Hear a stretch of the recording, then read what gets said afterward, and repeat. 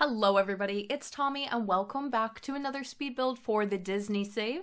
Today we're going to be working on a huge castle. This is none other than King Triton's castle from The Little Mermaid. So many of you were asking if this was going to be included. I think because it's technically an underwater castle, a lot of people just assumed that maybe this is something that wasn't going to get added to the save file, but we have to have it because I needed a home for Triton and his daughters, and Sebastian is also going to be living here. And I always had the idea of just doing it, and obviously we can't put it under the water, but we can put it on a lot that goes into the water and just doing this really pretty, tall, elegant mermaid castle. Now for references for this build, I'm using, of course, the screenshots from the film and just what very little you do get to see from the actual movie. It's one of those castles that looks sort of abstract and there's not a ton of things that you can easily pull out and replicate. It kind of just looks like a bunch of golden towers that are closely jam-packed together. It doesn't even really show how they're connected, but if you think about the fact that they're mermaids and they don't travel in like the traditional way, there doesn't actually have to be like walking pathways to get between the towers. They can just sort of swim up to open windows and things like that. It's structurally created a lot differently than like a traditional Disney princess castle,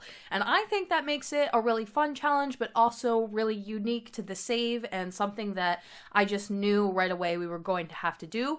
This lot is the one that's facing right across the lot that's directly across from Prince Eric's castle. And I have to say, on the overhead map of the world, it looks absolutely beautiful. I'm really excited with how this one has turned out. It's very organic and colorful. I've actually done quite a few mermaid castles in the past. It was something that I got really interested in when Sulani came out. I didn't want to build like traditional tropical style homes. I of course wanted to build these like big fantasy mermaid castles. So I've done a few before this, and there's some of my better builds before starting the Disney save. I don't really reference anything that I've created before the save file because, to be honest with you, I'm not a super big fan of like everything that I used to make. As time has gone on, I just have become a little bit better of a builder, and now I have more of a style that I'm comfortable with, so I don't like to talk about all of my older work, but I will say that some of my mermaid castles I do actually like and I have an appreciation for. So there was this one that I made called the Rainbow Mermaid Castle, and unfortunately it used custom content, which I almost never do in any circumstance, even before the save file and before I decided that we were going to do the Disney save without any custom content. I still used to pretty much never build with custom content, but this one creator had made a beautiful set of recolored corals and sea rocks and seashells that are already in the game, but they recolored them for a bunch of different colors, and so you had this like huge collection of rainbow coral pieces and rainbow seashells and all this really cool debug Sulani pieces that you could just make like a gorgeous mermaid castle with. So I totally went to town on that, and I absolutely love how it turned out, and I kind of wish that I could have used it in the save file somehow, but like I said, it does use custom content. So in the back of my mind, that was sort of the inspiration when creating this. Yes, it is this like tall gold white very clean structure, but I'm thinking about it like this is going to be underwater, or theoretically it was supposed to have been underwater, so it would have some coral on it, it would have some sea rocks, some sea plants, and some things that I think that you would see if a castle like this actually existed in the space underwater. You would get a lot of like natural growth and corals and bits kind of coming onto it. So I wanted the bottom to be all decked out with coral and color, and also Disney Dreamlight Valley, they have put this castle into that game as well, and that version of it was much more colorful than the one that they did in the Little Mermaid film. So combination of a couple of ideas there, but I think overall it does give the general appearance of King Triton's castle, which is really what I'm going for at the end of the day. Now, even though, like I mentioned, in the film the characters would be able to swim between the rooms, that's obviously not something that was going to work for this castle. So I did still have to think about how to actually connect these structures in a way that's really going to work when it comes to having a household live here. I did go ahead and use round rooms, so it just made the entire process as difficult as possible, but I went with my typical trick of disconnecting certain pieces so that I could raise them to a different foundation height. So the back end of the castle that is starting to form here is going to largely be just bedrooms. We have Triton and Sebastian, and then all 6 of Triton's other daughters living here. So I wanted a lot of bedrooms. Now I believe it's the Little Mermaid 3, Ariel's beginning, you get to actually see the way that Ariel and her sisters live, and they do have a bedroom that is kind of like one big, I guess it would be grotto, and they all live in there, and that's kind of depicted as their bedroom. But I wanted to give each of them an individual space, and because of the size of this castle, I really had the room to do so. There's a lot of extra rooms in this place, and I am considering, of course, doing a tour video, so let me know if that's something you would like to see. This castle contains more odd rooms or themed rooms than a lot of the ones that I typically do. There was some really, really cool inspiration that I had found from an older Disney book that broke down which each of the rooms in the castle were. It's kind of, I don't really know what these are called, but I have something similar. My fiance a couple of years ago got me a really great gift, and it's all of the Disney princess castles as these really big enamel pins, but they open like doors, and when you open them, it shows the inside of the castle and all of the bedrooms. And then I had found a book online that was the same thing, but it showed what the rooms actually were, like it labeled them, so you could see where Sebastian's room was. And then they had mentioned a couple of other things.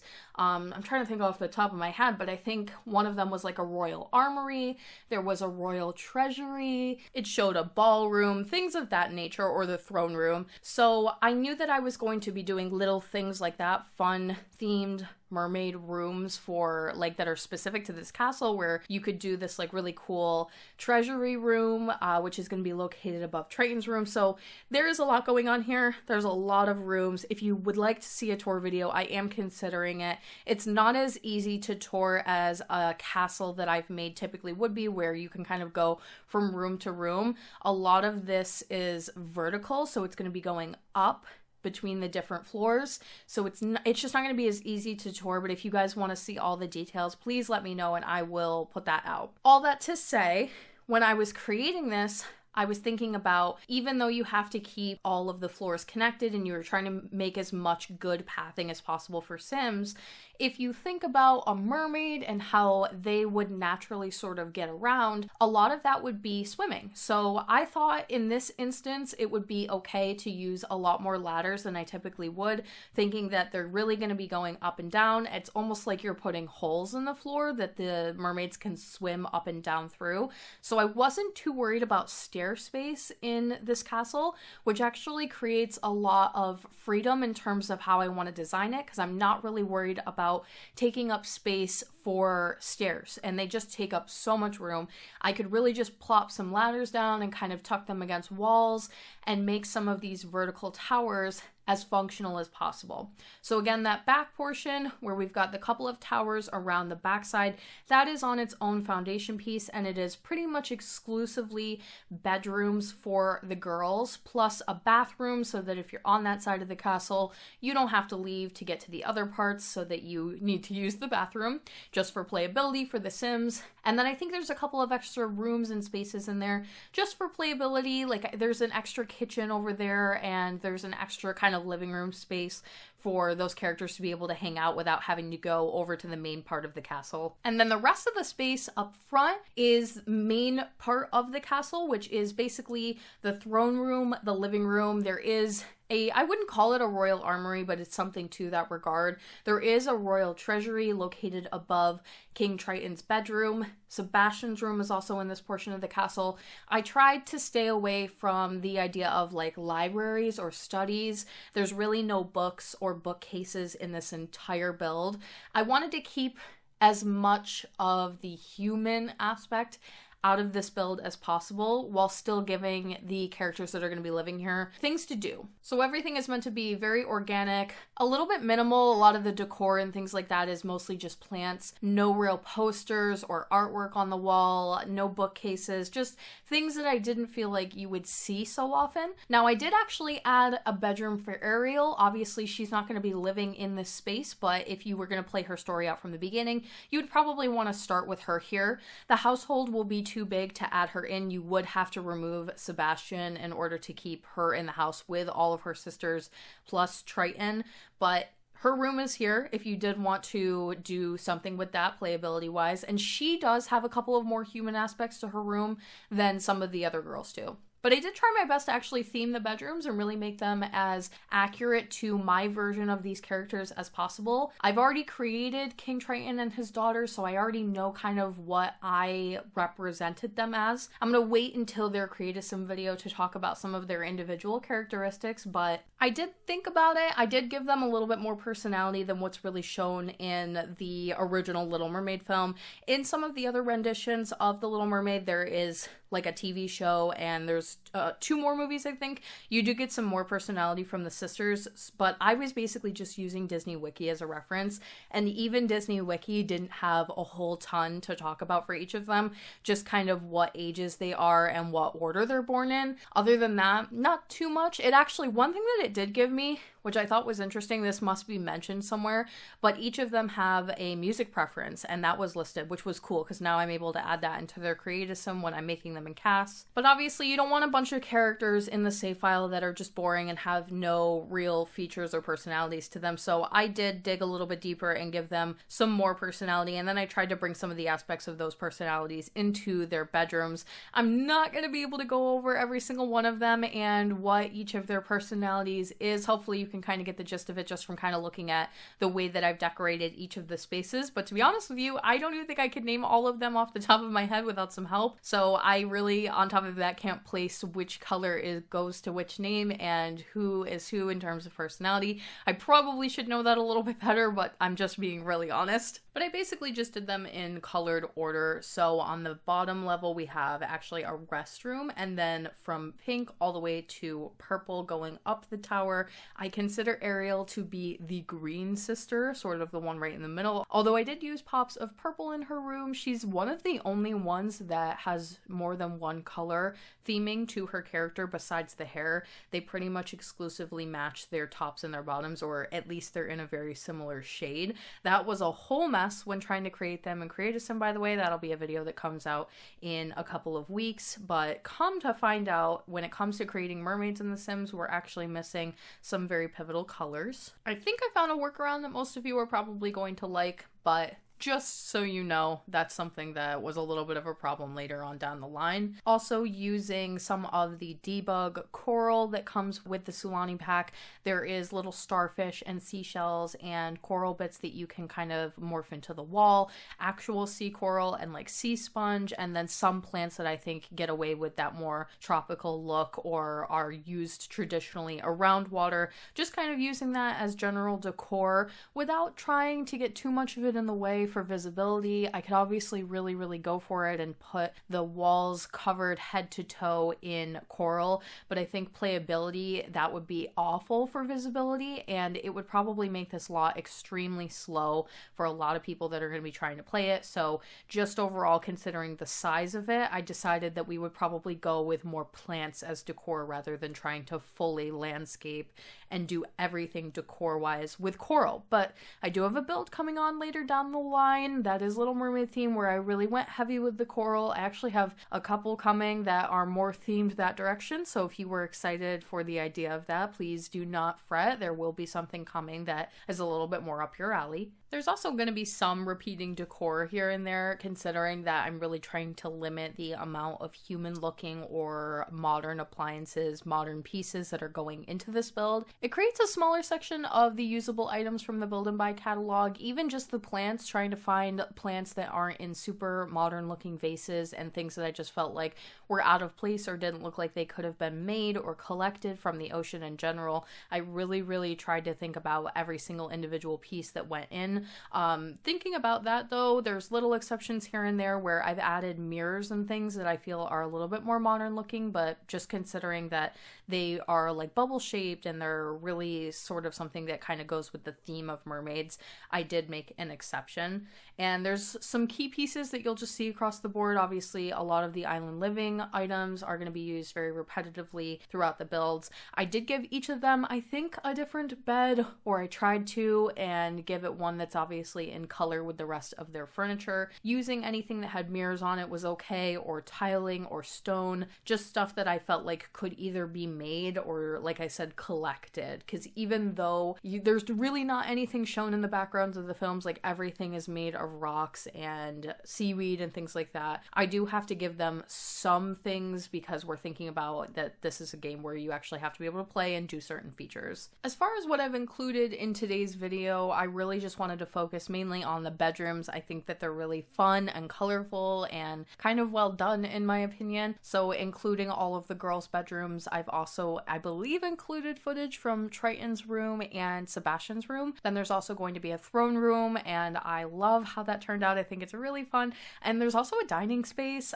This entire castle has really just been a dream come true, I'm not gonna lie. This was kind of like one of my favorite genres of building, which is fantasy and just kind of being able to let go, and not everything needs to have its place. It needs to be a castle and really grand, but it doesn't have to be one like the Beauty and the Beast one where everything is super lined up, and I'm trying to make sure that the columns, there's like the right amount between this distance and this distance. If there was less things that kind of aligned in this space and everything felt more mismatchy, and I felt like that actually helped the space a lot more. Some other packs that are getting some pretty heavy use here are the Romantic Garden Stuff pack and Cats and Dogs, which has more of, I think, a East Coast United States feeling, but there's some pieces that feel a little bit more nautical and the colors and shading are right. But in general, I wasn't obviously trying to limit what packs I was using, but I just think that in general, if you take away some of those more modern packs that have a lot of modern looking items and pieces in it, obviously those are just not going to be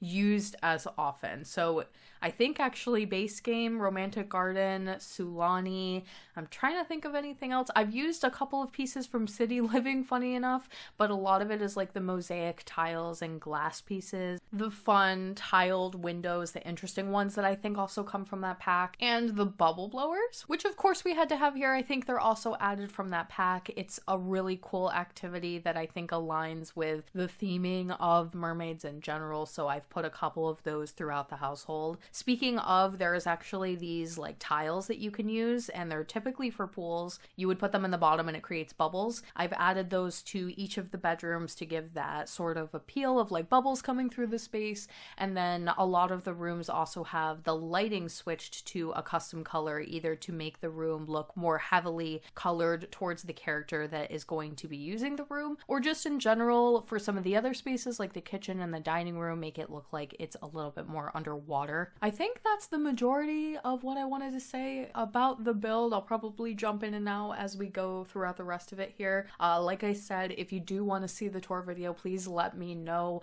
I'm debating very heavily on trying to even do a tour for this. I'm having all sorts of issues for like my audio, and I've got a new keyboard and a new mouse and things like that, and I'm just really weary about trying to record at the same time as like using my mouse and keyboard. I don't know if you guys heard it in the last video, but I wasn't super happy with the content, the quality of the audio from the last one, and nobody seemed to really say anything, but that was something that I was not super pleased with. Hesitant to do tours because of it. I do have to figure out a solution long term. It's just like something that I'm kind of struggling with at the moment, but let me know. Right now, as of me recording this audio, we got a update for The Sims a couple of weeks ago. It may be like 2 now, and it created this awful glitch where you basically cannot do anything in Create a Sim right now. I got it along with, I guess, about 1,200 people that so far have signed that they've got it in the Sims forums, and I'm usually kind of pretty lucky when it comes to the updates, I won't lie. I don't typically have to deal with whatever glitch comes out when they do update this game, because it's usually a gameplay glitch. And that's one of the reasons why I've stopped doing the constant attempts at updating and releasing the worlds for the Disney save. It's just so never ending to deal with the like constant updates and the glitches glitches that come from that.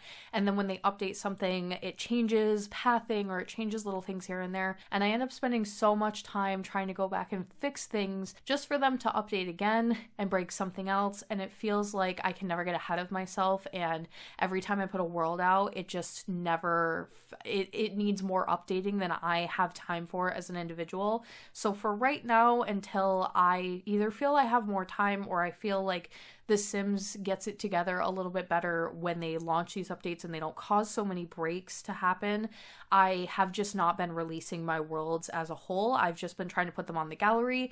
Right now, I think a couple of my builds for Sulani are already up on the gallery. Well, I say a couple, but really it's just Moana's house and her family, and I'll be trying my best to get these castles up as fast as possible, considering that they're castles.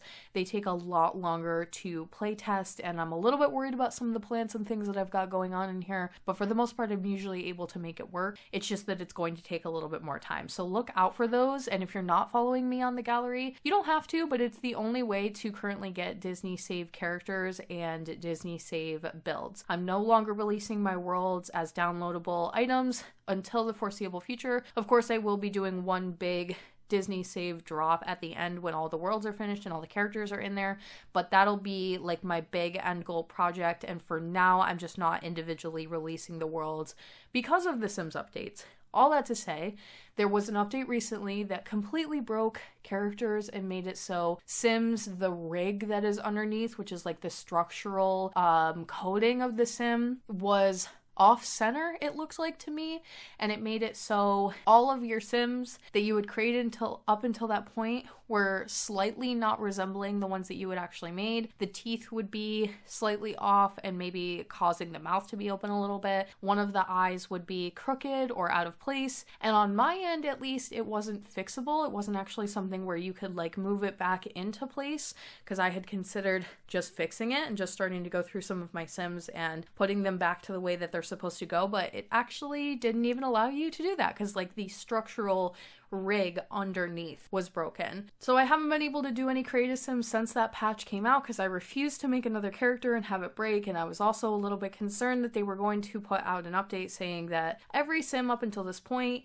is indefinitely broken. We're so sorry, but now everything is fixed. It does seem that they've actually fixed it, which is really great. The patch is actually coming out as we speak. It's downloading in the background of me doing this audio, but that's been really annoying to work around. I'm trying to finalize some videos and get going on new characters for the save, and I can't progress any further. It's like my absolute worst nightmare. And granted, it's only taken them about a week to put out the updated patch, but that's a week that I couldn't do all the things that I was supposed to do. So I'm a little bit frustrated with The Sims right now. That in combination with the EA Play app, when I got to England, it made me immediately update to this app, kicked me off of Origin completely, and it's probably worse than Origin, which is crazy because Origin was already one of the worst things I've ever used.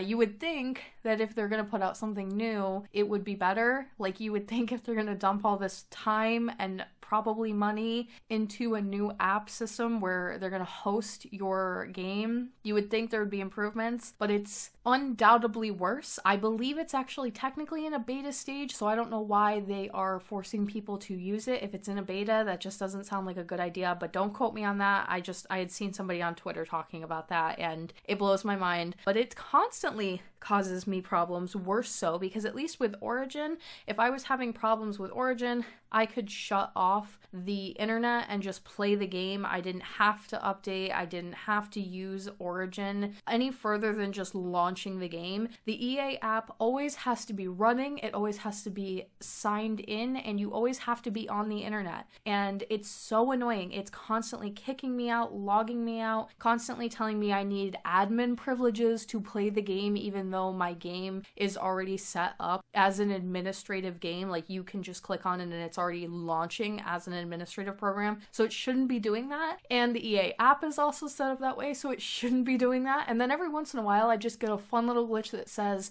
something went wrong here, try launching again. And you launch 3, 4, 5, 6, 7 times in a row, and it still doesn't work. So that's fun. That costs me so much time. I wish more than anything in this whole world that they would just finally let it go and just launch the game on Steam. I was talking about this recently with my patrons in Discord.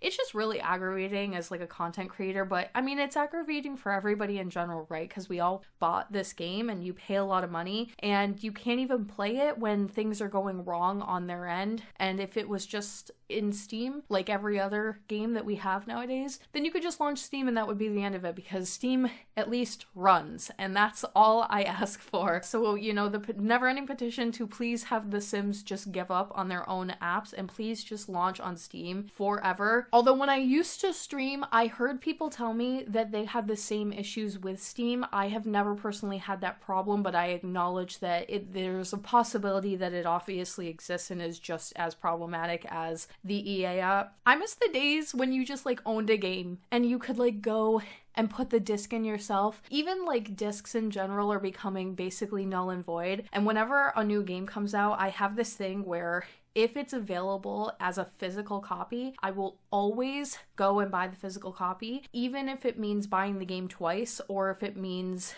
that I have to wait for it. Sometimes there's a little bit of like give and take with that. Like I think Disney Dreamlight Valley launched, and as far as I know, I haven't seen any physical copies of it, so I just went ahead and bought that on Xbox. And if something comes on like Xbox Game Pass and I'm already paying for Game Pass, I'm just gonna download the digital copy, right? I don't need to like go and buy it for the most part. But I'm a really big stickler about this when it comes to like the Nintendo Switch. I will always go out and get a physical cartridge because it's the same amount. At least in the US it is. I don't know how it's gonna be here, but in the US, on average, a Nintendo Switch game is like $50, $60, and it doesn't matter if you buy it on their store or physically, it's going to be the same amount. So you might as well own it and like physically have it, and then you can sell it later if you don't play it anymore, is like kind of my thought. So let me know if the EA app is ruining your life as much as it's ruining mine. It's made things incredibly difficult. When I first got here and I had to download it and it like made me get off of Origin, I spent an entire 2 days that I will never get back just trying to get this game to run. And it's honestly a miracle that I got it to work, because of course it was some bug from literal like a year ago that people on the forums are saying a year ago they had this issue, and nobody in the comments was more currently having the issue. And I'm like, why do I have a bug from a year ago that they claim to have patched? But that's always how it is, at least. Like even the one I was telling you guys about the other day with Create a Pet, where I'll make a pet and the pet will just go completely black and void of all texture and color, and I spend a lot of time like intricately doing these pets, and then I end up having to redo them because I have not found a solution for this. And apparently no one else has either, because every forum I've found on it, there's never a solution, and people are saying they've had this issue for literal years, and it's just driving me crazy a little bit more currently than it typically does. So thank you guys for letting me rant. I really do love this game. It's so fun. Like, obviously I love this game, the amount of videos and content and the portion of my life that I dedicate to creating stuff for the Disney Save, and just all of the time and effort I've poured in. It would just be so nice if it actually functioned to the full capacity that you would want, because I do think about the day where this save file is finished and that I actually get to play it, and I just hope that it works, you know? I want everything to run as smoothly as possible. And in some ways it always will, but I just wish it lived up to its fullest potential. And I wish they would stop updating so constantly. Even though we only get an update every couple of months, maybe sometimes 2 months in a row back to back and then not for a few, I still feel like it's too often, considering that every time they do update, it completely breaks something for like an indefinite amount of time. And I just wish if they were going to do that, they would update maybe even like once every 6 months, a larger update that they can launch flawlessly, that's been tested to the death so that nothing can go wrong.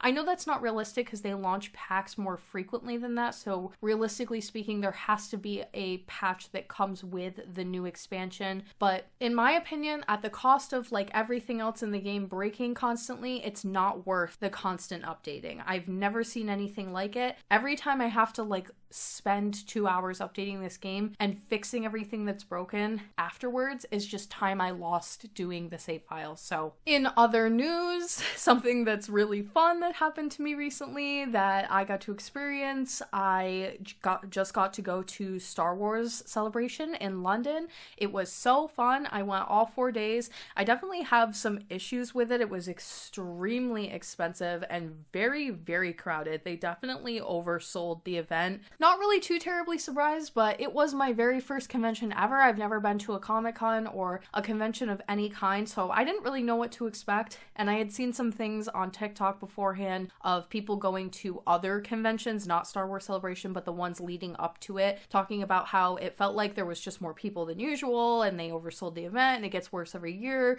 And I got a little bit worried because obviously that's not what I wanted for my first experience. And because I got to go all 4 days, it really wasn't that big of a deal. But if you didn't get to go all 4 days and you only got to go 1 day and it was really expensive to get in, it would just be so sad if you got in and you couldn't get to anything or couldn't go anywhere or couldn't get into any panels because everything was so packed. And the main panels, the big ones with like the celebrities and Kevin Feige and Dave Filoni, like the ones that you really, really want to get into, even the ones with the voice actors from Clone Wars and things like that, you would think that it would be a little bit easier to get in after you paid so much to be there. But honestly, the way that they did the entire thing is that they basically did like a lottery system for the main 6 panels that everybody wanted to go to. Before the event even started, you had to put in for like a lottery ticket basically, and if you won, you could get in.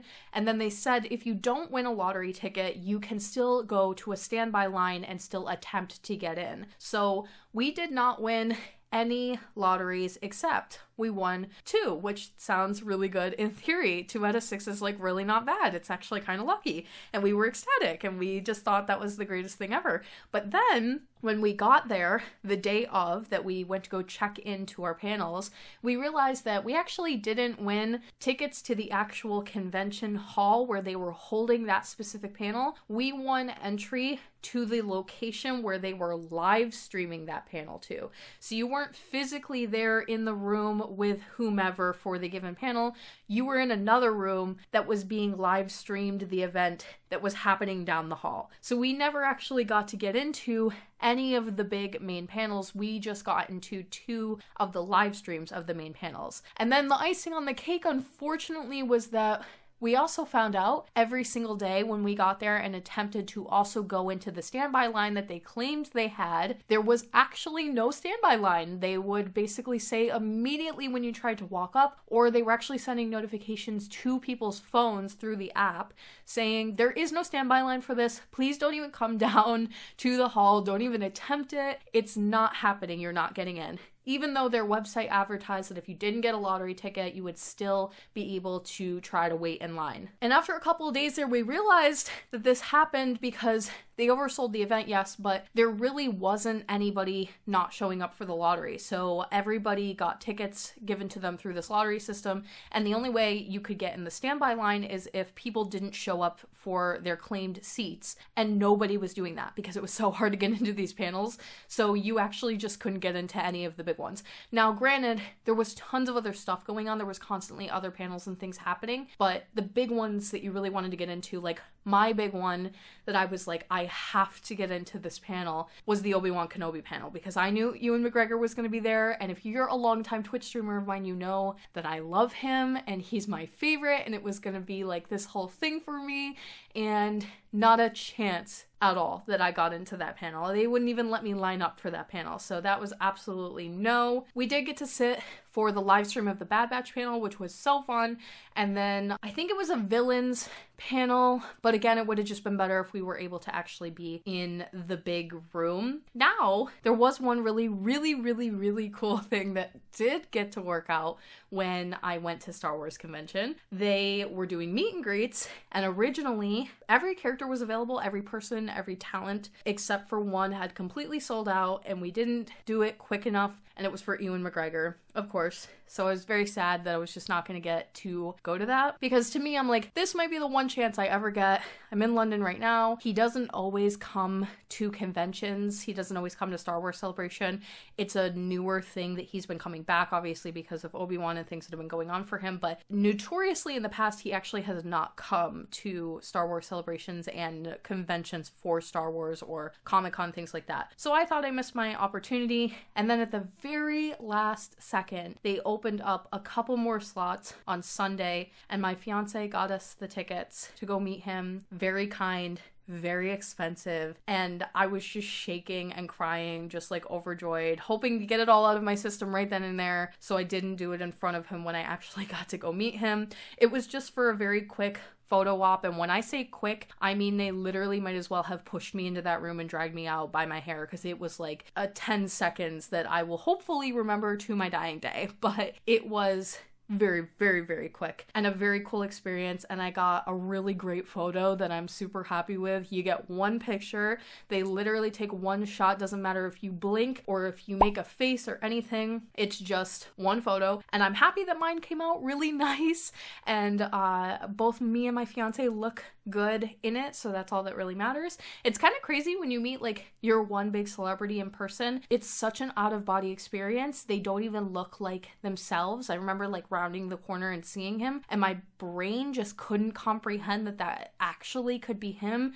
I'm like, he's so much smaller, he's so much shorter, he's so much like, you can't even comprehend the difference between seeing them in real life and seeing them on a screen. I think if I saw him like walking around London, I wouldn't even recognize him, to be completely honest with you. That feeling immediately subsides to, oh my god, I'm meeting the person that I've like always wanted to meet. I want to say so much, but clearly they're not going to let me say all these things, because like they're getting people in and out of this room as fast as they possibly can, so I'm not going to have time to tell him that I think he's the coolest thing ever, and I love Moulin Rouge, and I know we're here for Star Wars, but I just want him to know that he is like the coolest thing ever in my whole life. But then I just completely froze anyway, so it doesn't matter. He actually just turned to me and asked me if I was doing okay, and I said, yes, are you doing okay? And he looked so dead tired and just completely out of it. Probably a really long day for them, just standing taking photos all day long. And if you're familiar with the Star Wars convention at all, he actually had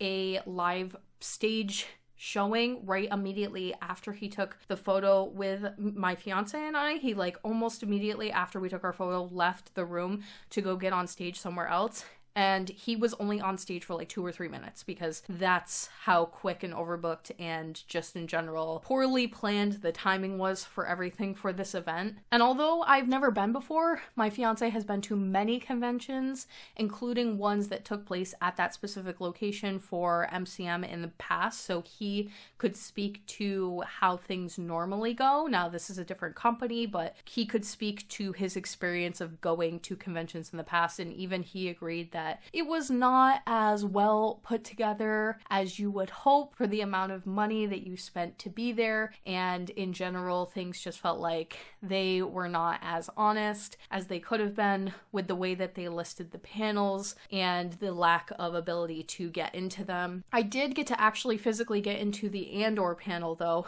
which wasn't a lottery event, but almost I think should have been, and Diego Luna was there, who is the star from Andor, and I was ecstatic to be there. That was a great experience. The cosplay is super, super cool. I did not cosplay. I thought I would be so hot, and even just wearing the clothes that I did, I was so hot, so I'm glad that I didn't. But my fiance did one day with his friend, and there was some really cool ones there. I took some great photos with some Chewbaccas and some Mandalorians. If by some small chance you were also there, if anybody listening has also got to go, please comment and let me know. And how was it? Did you enjoy it? Did you have the same sort of experience that I did?